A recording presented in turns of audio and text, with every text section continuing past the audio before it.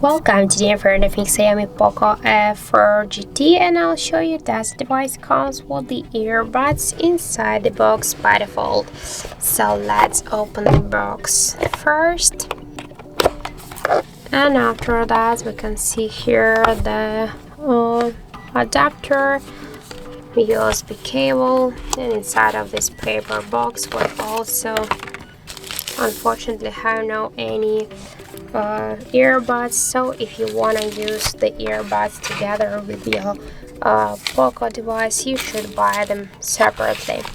So that's it. Thank you for watching, and if you find this video helpful, don't forget to leave a like, comment, and to subscribe our channel.